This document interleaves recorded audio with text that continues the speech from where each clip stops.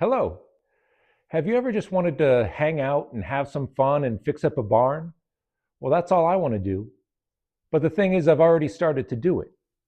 And recently I came up with the bright idea that maybe you guys want to come along and see what I've been up to. So this is it, episode one. Let me bring you up to speed and I'll show you where I'm at. Where am I? Northeast Massachusetts. Northeast is a general term that means north of Boston and east of Interstate I-95, which kind of looks like the outermost arc of a spider web. We're home of the best regional cuisine in America, the roast beef sandwich. This ain't Arby's. Tender roast beef piled high with a tangy sauce. Get it with sauce, cheese, and mayo, and it's called a three-way. Anyway, this property where I now live happened to have an old barn, and I happen to have a desire for a space to call my own. I've always wanted a garage or a big basement or a barn to turn it into a place to make things and also to relax. Well, now I've got all three of those things. Shouldn't that be called a three-way too? At my previous house, my area to relax had to fit into a 3/4 height basement in a 1,000 square foot house on 0.11 acres of land, and a 6'4" person trying to do anything there is crazy. I finally have a place to stretch out on 1.7 acres, and I'm finding out it's a lot of hard work. This new house we're at was built in the 1950s, so I'm assuming the barn was built around that time too. The previous owner told me there was at one time a cow or two in here, and there's still an old compressor that was used to pump the milk to prove it. Goats, chickens. It was used as a Boy Scout meeting place, and it was used as a garage to fix up cars. Now, when I came into the picture a year ago, this is how the barn looked. I made sure that during the home inspection we inspected the barn too. The last thing I wanted was a giant rotten structure ready to collapse at any moment. What the inspector found, to our surprise, was that it was in relatively good shape structurally, although we found some causes for concern. So the first thing I did when we moved in was got the roofs redone, and the next thing I did was hire an exterminator. Why an exterminator? Powder post beetles, running rampant, eating the surface of the wood for years, to the point where I needed to immediately reinforce some ceiling beams, sistering boards so that the roof wouldn't collapse. We had an exterminator spray down the barn to stop any more damage. Take a look at these ceiling beams. Considering powder post beetles usually do minor damage when their larvae bore just under the surface of the wood, they must have been working through these boards for many years. One of the tells of having powder post beetles over termites is that you'll see a lot of fine wood dust from powder post beetles, whereas termites make kind of a mud tunnel as they eat through the wood. Shh. There's a weasel living up there. I know, crazy, right? Weasels eat mice and other small rodents, which we have here. They also love to live close to brush and wetlands, which is also adjacent to this property.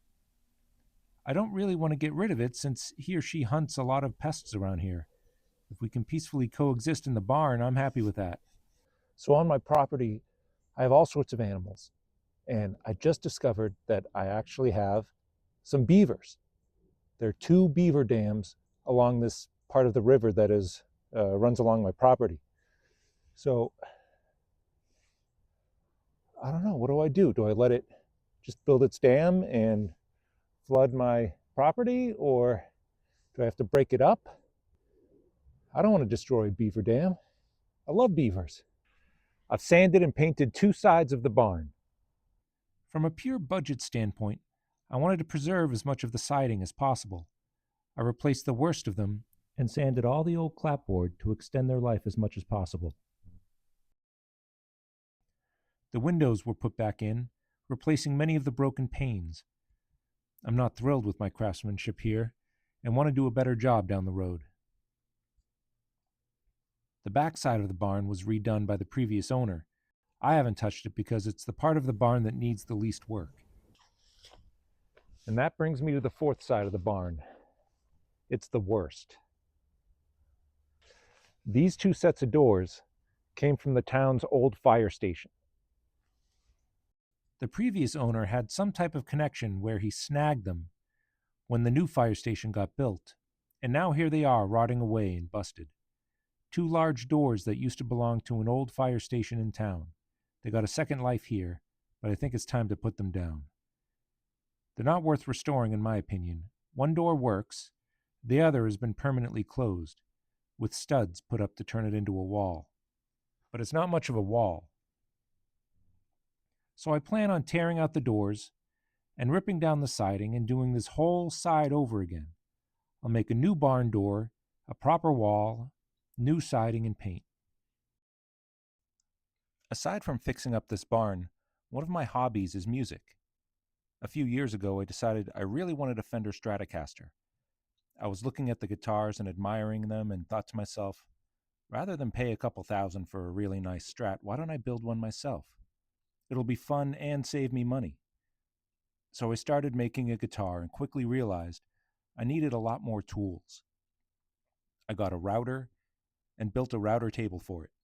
I got a planer and a joiner, router bits and Forstner bits. And after I got those tools, I realized I needed a lot of specialty tools and guitar parts. And then, to give it a nice finish, I needed all sorts of wood fillers and lacquers. By the end of it, I had spent well more than a couple thousand making two guitars. I made one guitar for my dad and one for me. It wasn't cheap, but it was a lot of fun. So I have plans to make a guitar and a bass guitar too. And I can keep going on and on about myself, but I can see that glassy look in your eyes. But this is the first in what I hope to be a long series of me making stuff.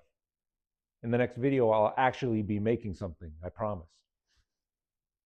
But I'll keep showing you what I'm up to, and if you like and subscribe, welcome to the club.